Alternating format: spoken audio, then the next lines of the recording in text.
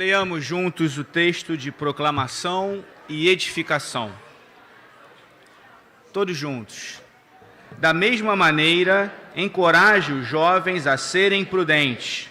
Em tudo, seja você mesmo um exemplo para eles, fazendo boas obras. Em seu ensino, mostre integridade e seriedade. Tito 2, 6 e 7. Celebração da palavra com o pastor Valdemir. Hoje a nossa televisão aqui do lado está funcionando, mas nós estamos providenciando a troca, irmãos, desses aparelhos. Vamos ter telas maiores, para que os irmãos possam ver com menor dificuldade, e uma dessas vai ali para frente para ajudar aqui o pessoal do púlpito, né? Então vai ser bom. Vamos compartilhar, irmãos, hoje de um texto muito conhecido por nós cristãos, por aqueles que leem a Bíblia, que é a história do filho pródigo. Lucas capítulo 15, dos versos de 11 a 32, nós vamos colocar o texto aí na mídia para que todos possamos ler. Eu sei que os irmãos trouxeram suas Bíblias, como sempre, não é? Mas, questão de tempo também, vamos aproveitar o texto para que, em uníssonos, façamos esta leitura. Vamos ler? E Jesus continuou. Um homem tinha 2 filhos. O mais novo disse ao seu pai: Pai, quero a minha parte da herança. Assim ele repartiu sua propriedade entre eles. Não muito tempo depois, o filho mais novo reuniu tudo que tinha e foi para uma região distante, e lá desperdiçou seus bens, vivendo irresponsavelmente. Depois de ter gasto tudo, houve uma grande fome em toda aquela região, e ele começou a passar necessidade. Por isso foi empregar-se com um dos cidadãos daquela região, que o mandou para o seu campo, a fim de cuidar de porcos. Ele desejava encher o estômago com as vagens da alfarrobeira que os porcos comiam, mas ninguém lhe dava nada.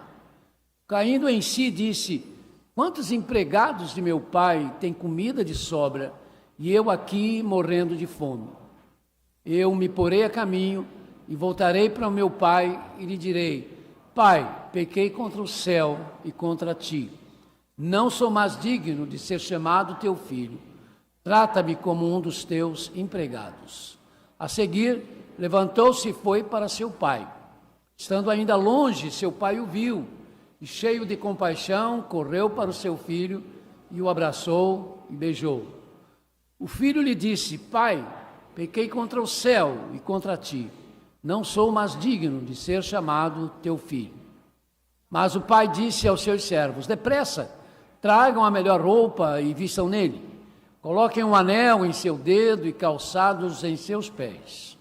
Tragam um novilho gordo e matem-no. Vamos fazer uma festa e alegrar-nos. Pois este meu filho estava morto e voltou à vida. Estava perdido e foi achado. E começaram a festejar o seu regresso. Enquanto isso, o filho mais velho estava no campo. Quando se aproximou da casa, ouviu a música e a dança. Então chamou um dos servos e perguntou-lhe o que estava acontecendo. E este lhe respondeu: Seu irmão voltou e seu pai matou o novilho gordo, porque o recebeu de volta são e salvo. O filho mais velho encheu-se de ira e não quis entrar. Então seu pai saiu e insistiu com ele. Mas ele respondeu ao seu pai: Olha, todos esses anos tenho trabalhado como um escravo ao teu serviço e nunca desobedeci às tuas ordens. Mas tu nunca me deste nem um cabrito para eu festejar com os meus amigos. Mas quando volta para casa esse teu filho, que esbanjou os teus bens com as prostitutas, matas o novilho gordo para ele. Disse o pai: Meu filho, você está sempre comigo e tudo que tenho é seu. Mas nós tínhamos que celebrar a volta deste seu irmão e alegrar-nos, porque ele estava morto e voltou à vida, estava perdido e foi achado. O Senhor abençoe, irmãos, a leitura da sua palavra em nossas mentes e corações. Algumas aplicações da parábola do filho pródigo nesse domingo dito Domingo dos Pais. Parte das chamadas obras-primas da literatura universal, a parábola do filho pródigo é uma delas, uma dessas obras-primas da literatura de todo o mundo e não somente da literatura religiosa. Isto é, ela faz parte das histórias contadas pelo Senhor Jesus, envolvendo personagens não literais, cujas lições são para serem aplicadas em consequências e pela vida e na vida real.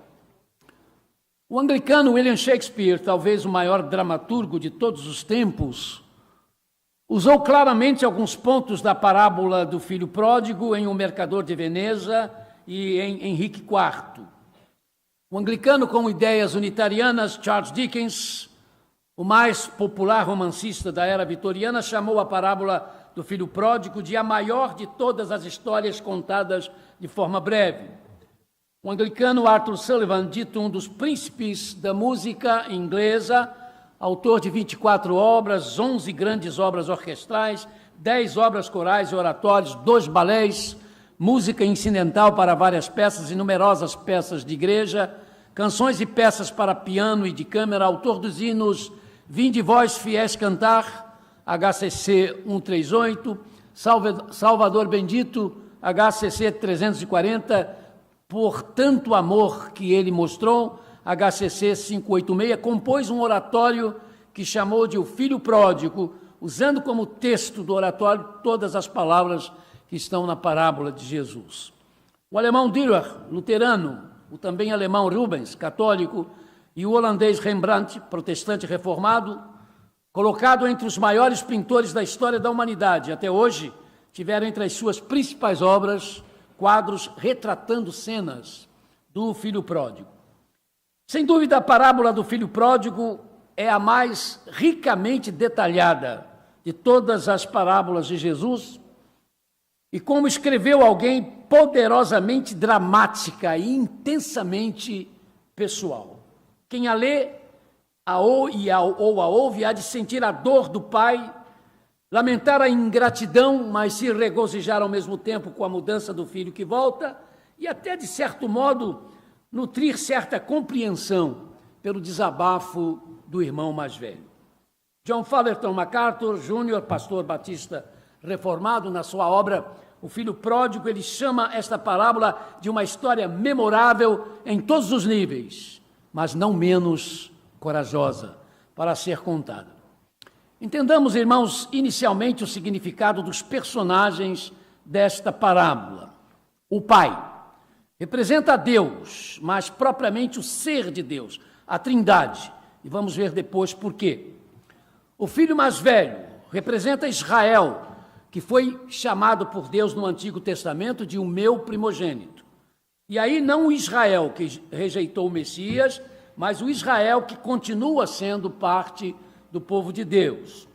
O filho mais novo representa os seres humanos não judeus, criados para pertencer a Deus. As lições espirituais da parábola. O filho mais novo, dissemos, são os seres humanos criados para pertencerem a Deus. Por isso Jesus o colocou dentro da casa do Pai. Nós ensinamos, quando apresentamos e dedicamos bebês em nossa igreja, que todas as crianças nascem com seus nomes escritos no livro da vida.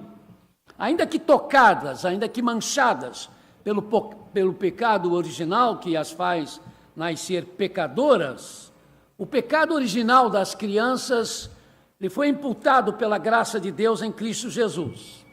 As crianças, enquanto crianças, porque são pecadoras, mas não podem ainda raciocinar o que seja ou não pecado, não são responsáveis pelo fato de terem nascidas tocadas pelo pecado original e nascem fazendo parte do reino de Deus. Por causa da graça de Deus somente, através da morte vicária de Jesus Cristo na cruz, isso é possível, mas sabemos que este fato não ocorre com a participação da criança, que não pode crer. Ela está no reino de Deus, mas não por participação dela, porque ela não pode crer, ela não entende essas coisas. Isso é uma obra da graça de Deus em Cristo Jesus.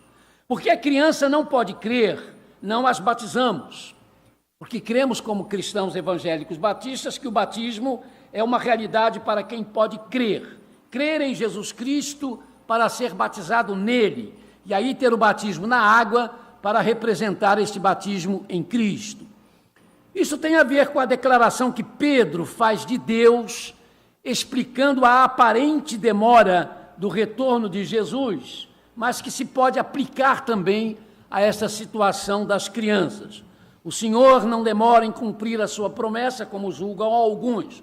Pelo contrário, Ele é paciente com vocês, não querendo que ninguém pereça, mas que todos cheguem ao arrependimento. 2 de Pedro 3:9. Também é assim a vontade de Deus, em relação às crianças, não querendo que ninguém pereça, das criancinhas a partir das criancinhas. E é a partir das crianças que pertence o reino dos céus, o reino de Deus, enquanto crianças.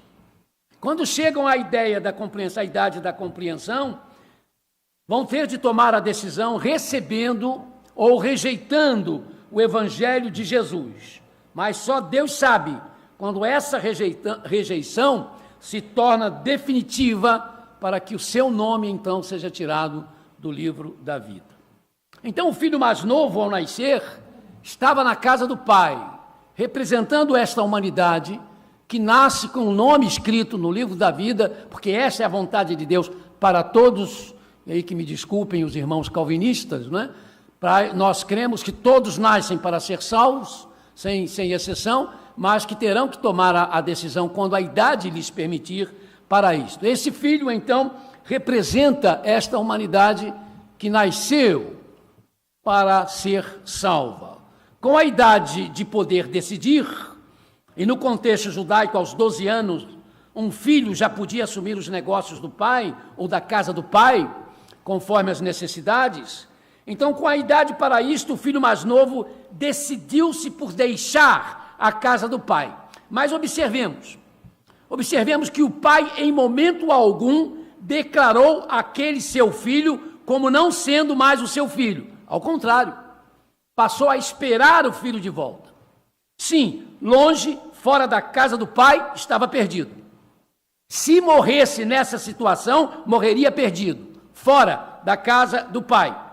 A criança que deixa de ser criança e não se decide por receber Jesus Cristo como Senhor e Salvador absoluto, já não está mais no reino de Deus e correndo sérios riscos, seríssimos riscos de ter o seu nome tirado do livro da vida, que, como dissemos, no entanto, esse momento só pertence a Deus. Deus é que sabe quando realmente a pessoa definitivamente rejeitou o Evangelho. A volta do filho pródigo. Jesus nos conta que, vivendo de forma dissoluta, o filho rebelde, ingrato, começou a padecer necessidades, e isto o levou a perceber a sua miserabilidade. Isto vai levá-lo ao arrependimento de ter deixado a casa do pai, arrependimento que vem com a consciência do pai, a lembrança da casa do pai. É o pecador perdido quando percebe que a cruz de Cristo foi por sua causa. E arrepende-se então dos seus pecados, se volta para Deus, e aí nós sabemos que o Espírito Santo está por trás disto. Desculpe, por isso dissemos que a figura do pai, do filho pródigo, é a Trindade de Deus. Essa é a parte do Espírito Santo, tocando no filho, para que ele se lembre da casa, para que ele recorde a vida que tinha com o pai e seja levado então ao arrependimento, quando ele cai em si e vê a situação em que ele está e como isso pode ser mudado, se ele se voltar e dizer o que disse que diria para o pai: pequei contra o céu e perante ti não sou mais digno de ser chamado seu filho. A pessoa do pai, dissemos, representa a Deus, a Trindade de Deus. Entendemos que a ideia é de que o Espírito Santo, volto a repetir, é quem envolve o filho perdido, para que fora da casa do pai, ajudando-o a lembrar-se da casa do pai, arrependendo-se então do que fizera, toma a decisão de voltar. E o moço volta ao seu pai que sempre esteve à espera. O pai o vê, percebe que o vulto ao longe é a figura do seu filho, a ser chamado de pródigo. Essa palavra pródigo tem um sentido meio complicado, né? A gente vai tentar explicar aqui. Pródigo porque estava voltando ao lar após dissipar os seus bens, gastando mais do que necessário, um esbanjador, mas que se tornará pródigo porque receberá prodigamente a graça do Pai. O que faz o Pai? Contrariando os costumes do contexto oriental, no qual homens de posse importantes jamais saíam das suas casas para encontrar quem quer que fosse na rua, o pai da parábola não só sai da casa, mas corre em direção ao filho, o abraça e o beija. Jesus faz do pai da história, ou faz o pai da história, agir como uma pessoa comum, que sai à rua. Jesus humaniza o pai, que ao sair ao encontro do filho é a figura de Deus, se tornando gente como a gente, para perdoar o pecador arrependido. É a figura de Deus como filho. Por isso a Trindade está presente na parábola do filho pródigo. No Espírito Santo, que convence o filho que precisa voltar, e agora na pessoa do pai, que como um filho sai como uma pessoa comum, Jesus se fez pessoa comum, para receber e abraçar o filho e trazê-lo de volta ao seu lar. A reação do filho mais velho.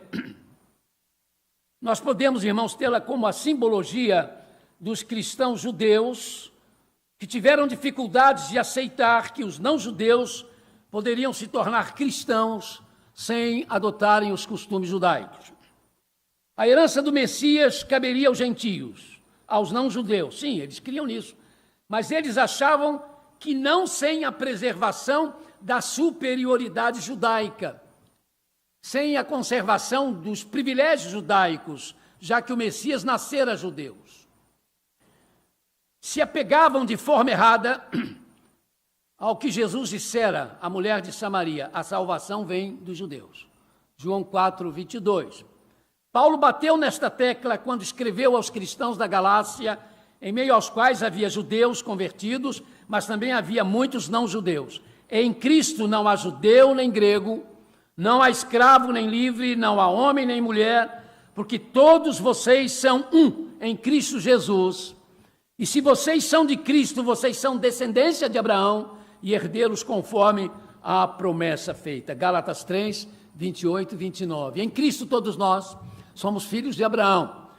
E houve uma vez uma discussão de Jesus com a liderança religiosa judaica, porque eles diziam: nós somos filhos de Abraão, e Jesus diz: até de pedras Deus pode fazer, né?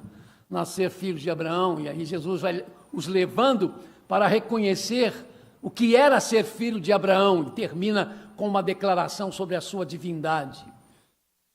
Se vocês crerem em quem eu sou, muito bem, mas se vocês não crerem em quem eu sou, vocês vão morrer no pecado de vocês. E esse eu sou, nós sabemos, é a expressão do Antigo Testamento que identifica a pessoa de Yahvé, de Jeová, e Jesus usou em relação a eles. Foi por causa desses cristãos judeus que Pedro e João foram pregar aos samaritanos depois que Filipe esteve entre eles. Eles criaram a situação lá em Jerusalém. Como é que é isso? Foram pregar aos samaritanos e eles nem se reconhecem como uma raça impura que saiu do nosso meio, desprezando a nossa herança. Eles eram cristãos, eles criam que os samaritanos tinham de ser alcançados pelo cristianismo, mas não dessa forma. Primeiro, eles precisavam se reconhecer uma raça imunda, separada do povo judeu, para então receber o Messias dos judeus. Mas não é isso que acontece. Filipe vai e prega entre eles, eles se convertem, e aí Pedro precisa ir lá com João para conferir o que aconteceu e também pregar entre eles, para voltar e dizer para eles: não, senhores, o evangelho está lá, eles estão recebendo Jesus Cristo e não precisam de fazer isso que vocês estão exigindo. Foi por causa deles, os judeus, que diferentemente do Israel nacional que não recebeu Jesus, esses judeus creram em Jesus, e esses judeus mantiveram a promessa feita a Israel. Mas eles criam que as pessoas, para serem cristãs, também precisavam adotar o modelo judaico de viver. Foram esses judeus cristãos, então, que criaram as dificuldades, que fizeram Pedro ir até a casa de Cornélio, o que foi providência de Deus, porque Pedro pôde testemunhar o envolvimento do Espírito Santo na conversão daquele gentio. Mas Pedro precisou voltar, explicar aos cristãos de Jerusalém sobre essa sua ida à casa de um oficial da legião romana, um gentio que se convertera ao evangelho, abrindo a porta do evangelho para os não-judeus. É a figura, então, do filho mais velho. Um judeu que está na casa do pai. O judeu que pertence ao pai, mas que está com dificuldades de receber o filho que fez o que fez. E aí faz e argumenta daquela forma, como nós lemos aí na parábola, mas o pai vai quebrando, né, a resistência dele quando diz: filho, tudo que é meu é seu. Você continua sendo o primogênito. É como se Deus estivesse falando em relação ao povo de Israel. Eu sei da sua rejeição, eu sei agora das dificuldades que vocês estão pondo àqueles que querem se converter, mas vocês têm uma herança comigo. Eu tenho um compromisso com vocês, através de Abraão. Não é? Então, por isso, Paulo talvez seja por isso que Paulo diz que todo Israel será salvo. Não o judeu, individualmente falando, nem todos os judeus individualmente serão salvos, mas os judeus de todos os tipos, de todo segmento da sociedade judaica, cremos que um dia vai receber Jesus Cristo como Messias. Há um vácuo, irmãos, na igreja de Jesus Cristo, nesse Israel de Deus hoje, porque hoje o povo de Deus, o Israel de Deus somos nós, mas há um vácuo no nosso meio que tem que ser preenchido pela conversão dos judeus. Isso há de acontecer no tempo de Deus. Mas pensemos nesse domingo, Dia dos Pais, na figura do pai como um pai de família. A parábola do filho pródigo difere-se de outras também pelo ambiente e pelo contexto social. Várias vezes Jesus explorou o ambiente da pobreza. Da mulher que perde a dracma, que era algo para ela muito importante, era questão relacionada ao noivado, ao casamento, enfim, vai contando outras histórias em que há pessoas com dificuldades financeiras envolvidas. Nesta parábola, não. Ela não se situa num ambiente humilde, simples, pobre. A família que é retratada, evidentemente, pertence à classe rica. Na história há dinheiro a ser distribuído, há propriedades a serem cultivadas, pode-se falar de uma festa que precisa de meios para ser custeada, e se fala de roupas caras e joias. Ponha o anel no dedo dele, traga uma roupa, né? Específica para essa ocasião. Nomes não são mencionados, mas o contexto da família do pai e dos filhos, no qual não se menciona a mãe, sem dúvida era um contexto conhecido por Jesus. Por ser o pai, no contexto espiritual, a figura de Deus, então no contexto social, nós temos de pensar nesse pai como um pai exemplar. Como um pai sem defeitos, dentro dos limites humanos, mas agora temos que relacionar Deus e a pessoa do pai apenas como um pai. Não havia um tratamento, então, deste pai, um tratamento preferencial, como houve por parte de Jacó em relação a José, que tornou a sua família numa família disfuncional, não é? Por causa daquela preferência evidenciada de Jacó por José e o ciúme dos irmãos e aquela confusão toda. O mais velho, como determinava a lei, após a morte do pai, herdaria o dobro do que herdaria o irmão mais novo. Nenhuma lei judaica exigia que fosse feita qualquer divisão enquanto o pai estivesse vivo. De forma que o que está no versículo 12, o mais novo disse ao seu pai: Pai, quero a minha parte da herança. E assim ele repartiu sua propriedade entre eles. Amados, isso foi um presente outorgado pelo pai, que vivo tinha autoridade para isto, a de repartir a propriedade entre eles. Neste caso, atendendo à solicitação do mais novo. É claro que o pai percebeu as intenções do filho mais novo, mas mesmo assim consentiu na partilha ainda vivo. A lição para nós, irmãos pais, é que há nessa questão do relacionamento pais e filhos, e muitas vezes se passa sempre a ideia que os pais não podem ceder, que isso não pode ser uma regra absoluta. Muitas vezes os pais devem ceder o que estão pleiteando os seus filhos, ou não haverá como eles aprenderem. É claro que o pedido feito pelo filho mais novo parte de uma desconsideração filial enorme, pois com o seu pedido o filho estava dizendo que para ele seu pai já tinha morrido. Isso não era uma coisa boa. Isso para o filho, humanamente falando, foi um benefício infeliz. Mas como disse alguém, Deus às vezes responde às nossas orações, feitas aparentemente de forma repentina e indevidas, mas Ele responde, porque mesmo sendo essas orações pedidos errados, Deus as usa para nos ensinar e às vezes lança no nosso rosto uma resposta que vai nos trazer problemas, mas Ele pode nos lançar no rosto como se lança uma luva, bate, né? Machuca um pouco, mas nem tanto, mas pode nos lançar uma coisa mais dura, né? Para que a gente possa entender que pedimos da forma errada. Daí, meus amados, a necessidade da intercessão do Espírito Santo, que intercede por nós e às vezes com gemidos inexprimíveis, porque nem orar como convém, nós sabemos.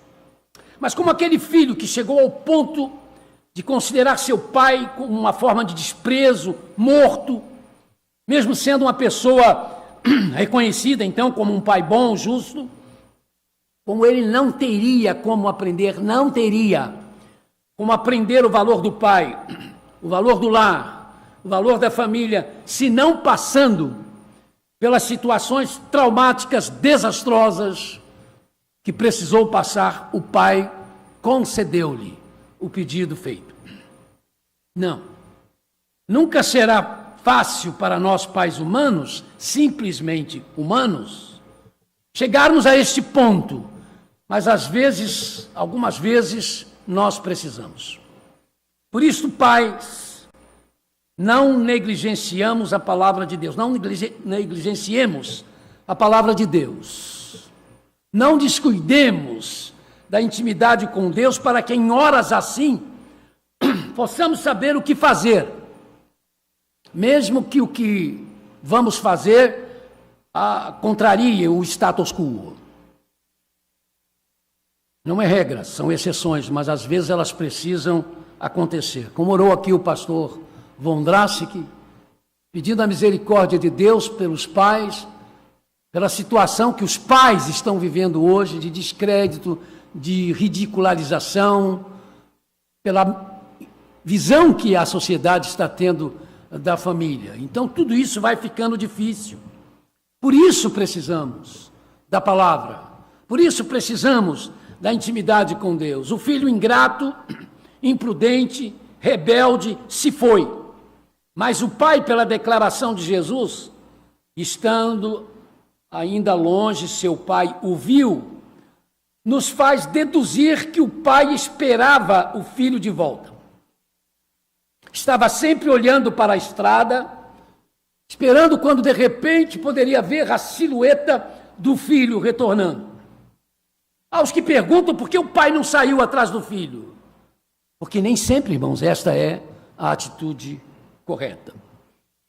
Talvez algum diga, se fosse filho meu, eu saía atrás. Bem, cada um assume, né? O que quer fazer e depois vai colher o fruto da coisa errada se fez errado. Este pai não sai atrás do seu filho, mas está esperando o seu filho de volta. Por quê?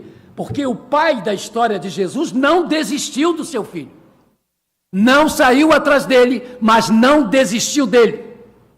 No caso desse filho, o voltar teria de ser a decisão dele, do filho. Sim, há situações que é preciso ir atrás. Li de um pai norte-americano que, ao receber a notícia de que seu filho, que fora lutar no Vietnã, desaparecera e que ninguém sabia o paradeiro do rapaz, ninguém encontrou corpo, ninguém encontrou vestígios, nenhum daquele soldado, o exército americano não sabia dizer o que aconteceu. O pai não se conforma com isso e vai para o Vietnã, com o propósito de encontrar o filho. O Vietnã havia se dividido em Vietnã do Norte e Vietnã do Sul. Ele vai para o Vietnã do Norte, mesmo sendo americano, né, sofrendo o ódio dos vietnamitas do Norte, mas ele vai entrando em contato com as autoridades, ele busca o socorro dos diplomatas e consegue localizar o seu filho num campo de reeducação, junto com outros soldados americanos, e que estavam no interior do Vietnã do Norte, sem quaisquer comunicações, e consegue trazer o seu filho e os outros soldados de volta. Vejam bem que a situação desse filho é diferente da do filho pródigo. Em momento algum, esse filho desprezou seu pai, né? Ele teve que ir para a guerra, porque entendeu que precisava ir para a guerra como cidadão americano. Porque na situação do moço da parábola, não cabia o se ir atrás.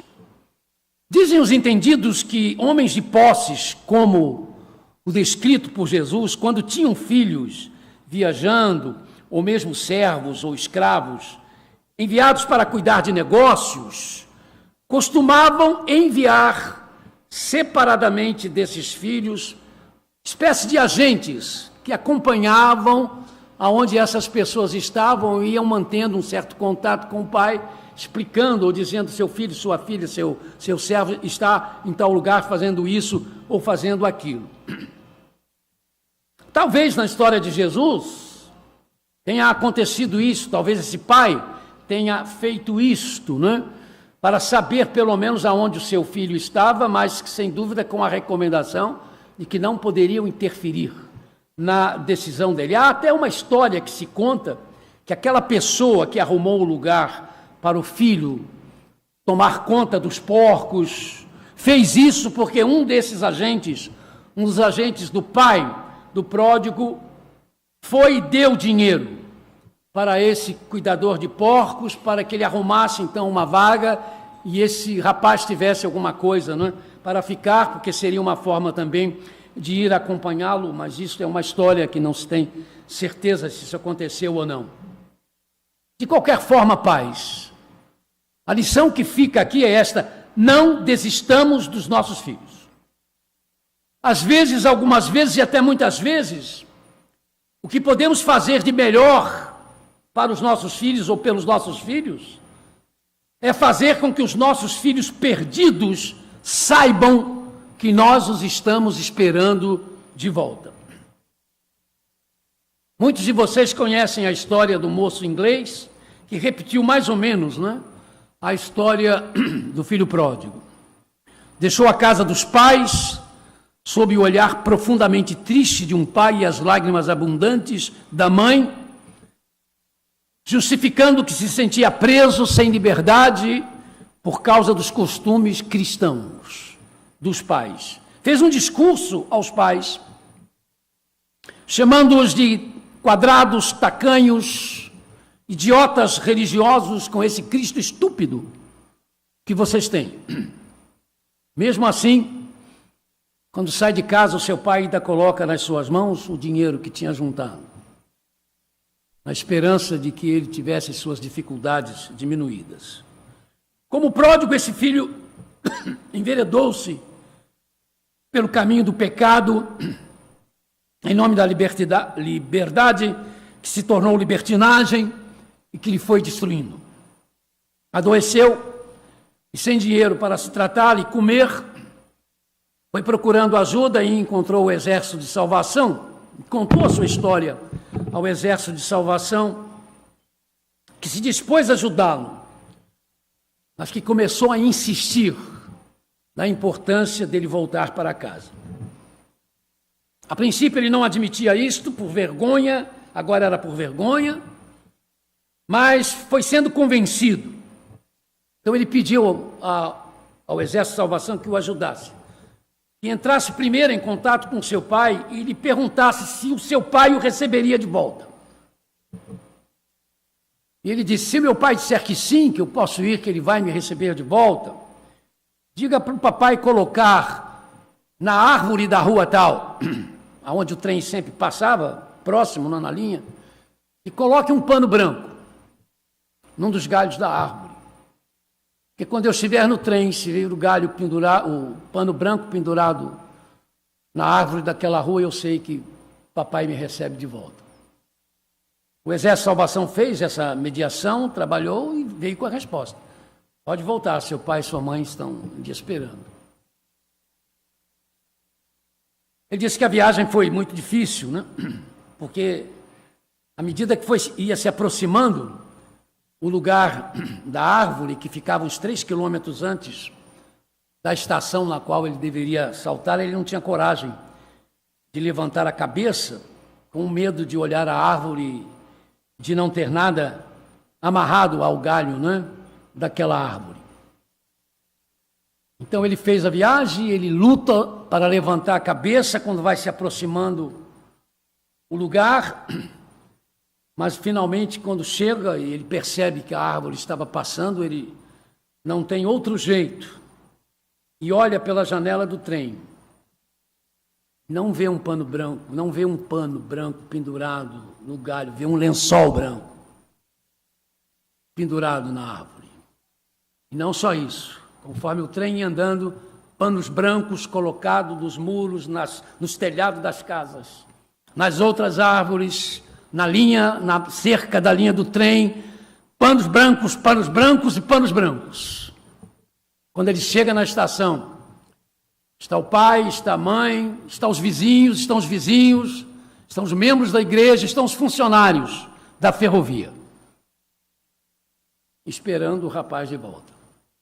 Quando ele desce do trem, há aplausos, e o pai o abraça e diz: meu filho estava morto e reviveu, estava perdido e foi achado.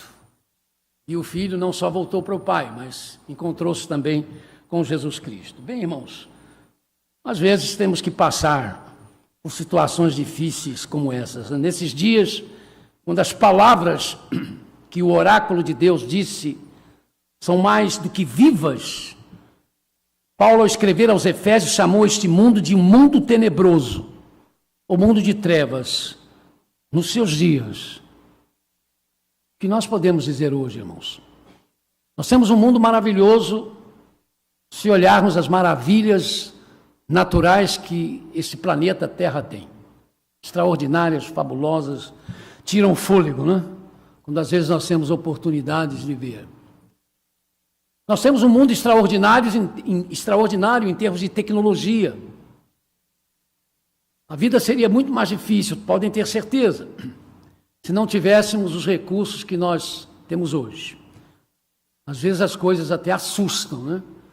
Qual é o progresso da ciência, o progresso do que você pode fazer hoje, que algum tempo atrás era simplesmente inimaginável. O problema é que nós, seres humanos, também temos esse defeito. A gente vai se acostumando com o novo e nem se lembra, né, do que era 5 anos atrás. Por isso que quando eu falo com os jovens que na minha casa a primeira televisão era preta e branca, é uma dificuldade para eles. Mas como é que é isso? Como é que pode uma televisão ser preta e branca? Bem, eles não têm, vocês jovens não têm noção desse negócio, né? De uma televisão preta e branca. Mas eu não vivi só com televisão preta e branca, não. A Copa de 1958 era uma beleza. Eu tinha um rádio, né, que a gente ficava sentado na sala para escutar, e o speaker dizia: lá vai a bola, e gol! De quem? Não deu. Simplesmente o som saía, desaparecia, né? Na outra Copa já foi melhor, já deu uma melhorada no rádio. Depois, a de 66, você tinha o videotape. Depois do jogo, 2 dias, 3 dias depois, você via o jogo. Na de 70 já foi direto, né? Aí já foi uma coisa melhor. Agora, tem uma coisa. Em 1954, a Copa feita na Suíça foi transmitida para a Suíça toda televisada na hora. Em 54, a Suíça já tinha recurso de ver o jogo na televisão no momento em que estava acontecendo. Demorou chegar aqui, não é? Mas Suíça é Suíça, não é? E nós não somos Suíça. Nós não somos Suíça, nós somos brasileiros. Eu fui à Suíça, é uma coisa complicada, né? O problema da Suíça é comida, é ruim demais. Primeiro que eles comem um pouquinho que vocês não queiram saber. Eu acho que é por isso que eles são ricos, não é possível. Mesmo encontrei um restaurante brasileiro, tal, que felicidade, pouquinho. O brasileiro não gosta de comer tão pouquinho, né? Mas eles são assim. É interessante, irmãos. Nem o vendedor de rua, ele te incomoda. Ele quer vender a coisa para você, ele só mostra. Se você quiser comprar, você para, senão não é aqui. Ei, você quer? Não é assim? Passei no metrô, aquilo me comoveu. O camarada começou a falar inglês, deu para entender. Ele disse: o senhor tem um emprego para mim? Eu falei: filho, eu não sou daqui, eu sou do Brasil, eu lamento muito. Não precisa se lamentar, não traga mais esse problema para você. Mas obrigado pela sua preocupação. Eu falei: meu Deus do céu, até para pedir emprego aqui o pessoal é extremamente educado. Então é a Suíça, a gente entende que em 54 eles já podiam transmitir a Copa do Mundo direto e a gente não. Não desistamos, irmãos, dos nossos filhos, lutemos pelos nossos filhos e nossas filhas. Não desistamos deles, sejam pequenos, sejam pequenas, grandes, sejam solteiros, solteiras, casados, casadas. E pelos filhos que ainda não receberam Jesus Cristo como Senhor e Salvador absoluto, por esses filhos, vamos entrar em pânico, entremos em pânico, é sério.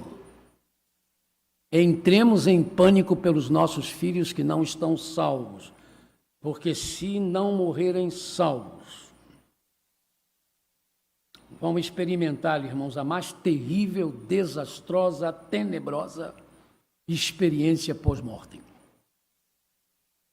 Nada pode nos alegrar o coração sem ter os nossos filhos salvos. Que são doutores, que sejam doutores, amém, muito bom, parabéns, que tenham ótimas condições de vida, que tenham casas na praia para levar os pais para passar dias na praia, ou que nos levem aos restaurantes mais finos para comer, pois vão pagar o almoço para nós, não é? Mas se não estão salvos, isso é uma tolice enorme, não há por que ficar alegre, não há como deitar e dormir, sem chorar antes por eles, até vê-los aos pés do Senhor Jesus. Chamem isso de que vocês quiserem, de fanatismo, de extremismo, mas na minha cabeça não tem outra forma de raciocinar. Tenhamos coragem de olhar para dentro de nós e repetir a oração do salmista: vê, Senhor, se há algum caminho mau, e aí perguntemos a Deus: será, Senhor, que meus filhos não estão convertidos por minha culpa? Será que eu não fiz ou não estou fazendo alguma coisa que os está impedindo de verem a Jesus, de virem a Jesus? Temos que ter coragem, irmãos, de perguntar isto, porque às vezes pode estar acontecendo isto. Quantos de nós já ouvimos pessoas falarem que não podem se converter porque os pais que eles têm e que são cristãos se tornam numa imensa dificuldade para que eles possam compreender esse negócio de evangelho, este de Jesus, que é tão bom, é tão maravilhoso, mas que não muda a vida dos seus pais, que se dizem, não é? Cristãos. Então, que tenhamos coragem de dizer: Senhor, vê se há alguma coisa errada em mim, vê se o problema é meu. Nem sempre é, não. Muitas vezes nós fazemos o que tem de fazer, trazemos as crianças à igreja, lemos para eles a Bíblia, cantamos hinos, eles vão crescendo nesse ambiente e não recebem a mensagem. Eles têm o direito de fazer isso. Mas até onde, irmãos, eu poderia me confortar dizendo: não é culpa minha, eu fiz realmente tudo o que podia. Porque mesmo que eu possa dizer isso, de qualquer maneira, não vê-los salvos não vai resolver a situação. Que Deus tenha misericórdia, irmãos, de pais, de nós que somos pais, dos que se casaram e ainda não são pais, dos que estão solteiros e pretendem ser pais, enfim. Que Deus tenha misericórdia de cada um de nós e nos abençoe. Amém.